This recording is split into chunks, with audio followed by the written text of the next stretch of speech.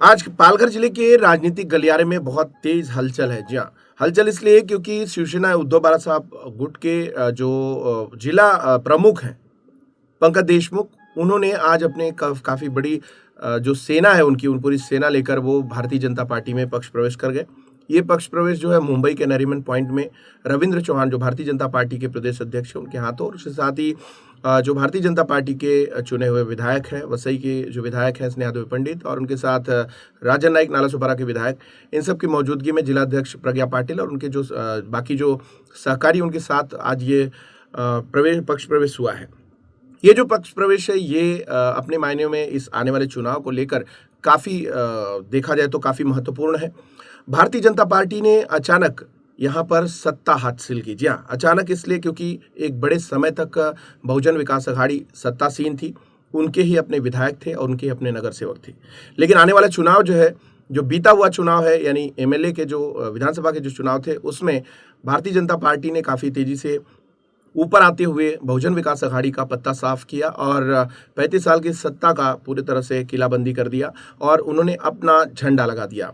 अब इसी क्रम में भारतीय जनता पार्टी का प्रयास जो है वो ऐसे दिख रहा है कि आने वाले दिनों में बहुजन विकास अघाड़ी को एक छोटी पार्टी के रूप में ये सीमित करने की तैयारी में है। जिस तरीके से पक्ष प्रवेश हो रहे हैं शिवसेना, यूबीटी और बहुजन विकास अघाड़ी, नितिन ठाकुर उनके एक सक्रिय और दमदार कद्दावर ये कह सकते हैं, नेता से ज़्यादा उनको कह सकते हैं कि सपोर्टर, रीढ़ की हड्डी, इस तरीके की छवि उनकी थी और उनको नितिन ठाकुर शामिल हुए और शिवसेना के यूबीटी यानी उद्धव बाला साहब ठाकरे जो सेना है उस सेना के काफ़ी बड़ी संख्या में लोग इसमें शामिल हुए।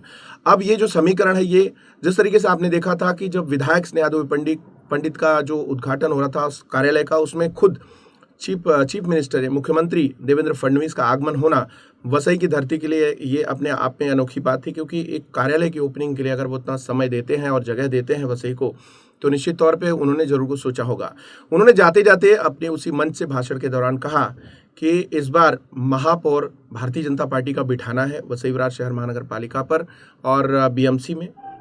तो सबको ये आह्वान करके गए कि अपने काम पर सब लोग लगिए और उनका वो वीडियो आपको जरूर याद होगा। त्यामुळे संघर्ष कन्या असाही त्यांचा उल्लेख करता येईल अशा आमच्या स्नेहाताई आहेत आणि त्यांच्या नेतृत्वामध्ये या भागामध्ये आपल्याला एक मोठं परिवर्तन घडवायचं आहे। मी असेन, पालकमंत्री गणेश नाईक साहेब असतील, रवीजी असतील, आम्ही सगळे पूर्ण ताकदीने स्नेहाताईंच्या आणि राजनच्या पाठीशी उभे आहोत।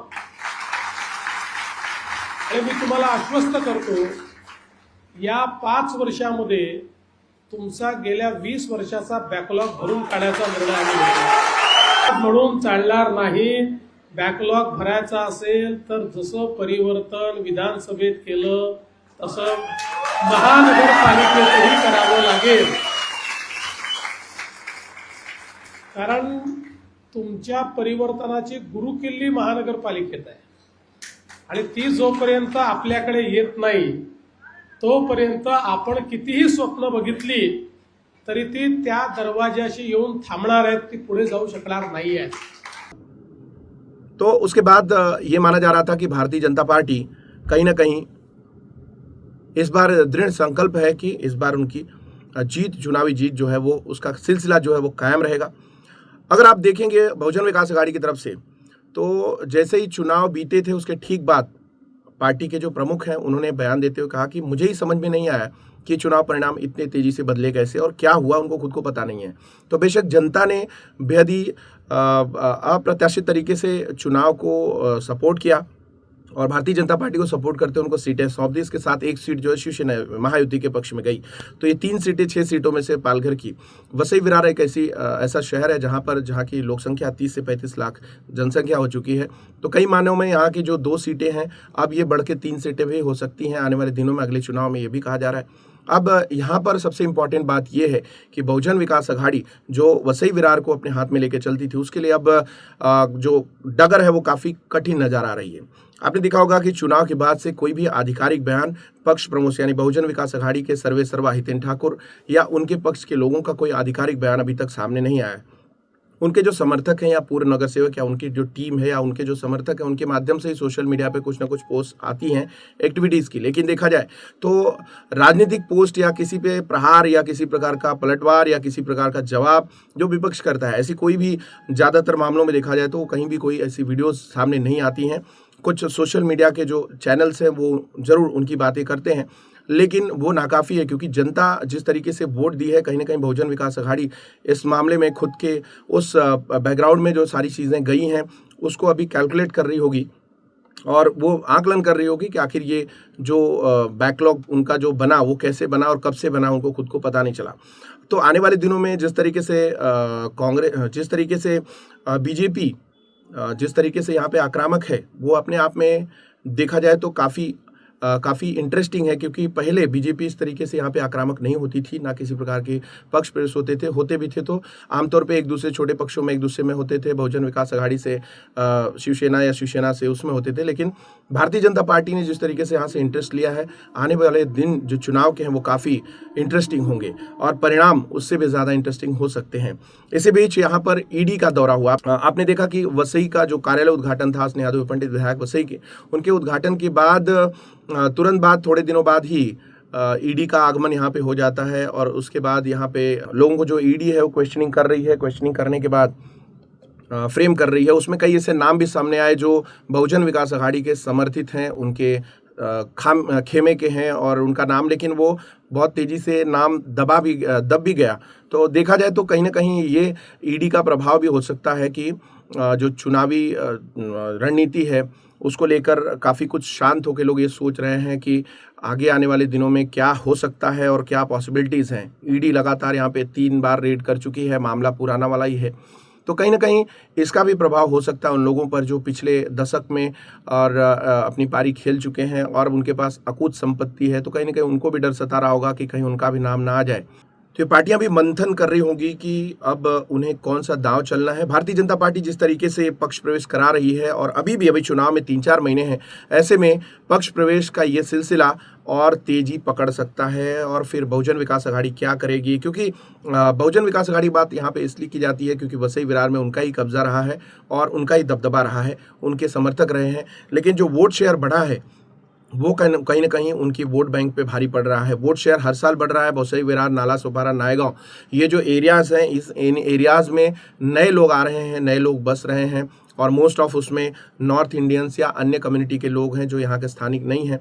तो उस बारे में अगर देखा जाए तो बहुजन विकास अघाड़ी के बारे में या और चीज़ों में वो ज़्यादातर भारतीय जनता पार्टी या अन्य बड़ी पार्टियों से संबंधित हो सकते हैं। ये भी एक आकलन है कि उसमें बहुजन विकास अघाड़ी को नुकसान हो रहा है। तो ये कुल मिला के देखा जाए तो आने वाला चुनाव जो है वो काफ़ी इंटरेस्टिंग होगा। और आज की जो लिस्ट आई 14-15 लोग जो प्रमुख हैं जिन्होंने भारतीय जनता पार्टी का दामन थामा है, अब ये भी उसी काम पे लगेंगे।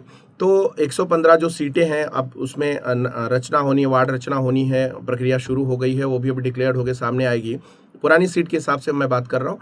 तो अगर उन सीटों को देखा जाए तो उसमें बहुत सारे पूर्व नगर सेवक भी हैं जो यहाँ पर आकर शामिल हो रहे हैं। तो निश्चित तौर पे भारतीय जनता पार्टी के पास ये कहा जा रहा था कि अचानक जो सत्ता में आई, अब उनके पास चेहरों की कमी है क्योंकि भारतीय जनता पार्टी कभी भी मैच्योर पॉलिटिक्स में नहीं थी। अगर देखा जाए तो गिने चुने 2-4 ही नेता, नाम और चेहरा उनका ही देखा जाता था।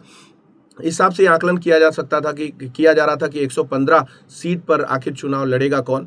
तो ये जो गैप है ये भरने के लिए ये पक्ष प्रवेश का कार्यक्रम कराया जा रहा है। इस तरीके से बातें सामने आ रही है, ऐसा लग रहा है। तो अब ये देखना होगा कि और 115 सीटों के लिए भारतीय जनता पार्टी के जो अपने दावेदार हैं, जो दमदार लोग हैं, उनकी अपनी कमेटी किसको किसको देती है और बाहर से आए हुए नेताओं को कितनी सीट्स मिलती हैं। और जो टोटल सीट्स हैं वो भारतीय जनता पार्टी बनाम बहुजन विकास अघाड़ी एंड समर्थित पार्टियां, ये भी बात आ रही है कि कांग्रेस भी बहुजन विकास अघाड़ी के साथ समर्थन करके लड़ाई लड़ सकती है। लेकिन सबकी नज़र बहुजन विकास अघाड़ी की तरफ है क्योंकि बहुजन विकास अघाड़ी अपने समय से अभी तक काफ़ी बड़ी संख्या में उन्होंने उनके समर्थक जमा किए और उसके साथ वोट्स और सीट्स भी लाई हैं। तो अब जो आने वाला चुनाव है वो दिशा और दशा दोनों की तय करेगा, शहर की भी तय करेगा और पार्टियों की भी तय करेगा। अब आपकी अपनी राय, आपका अपना आकलन क्या है, हमको कमेंट करके बता सकते हैं। फिलहाल ये राजनीति है, हर पल पलटती है। भारतीय जनता पार्टी में पक्ष प्रवेश लेना, उद्धव बाला साहब ठाकरे एक तरफ आप देखिए वहाँ पर विरोध कर रहे हैं, मन से अपनी आइडियोलॉजी के चल रही है।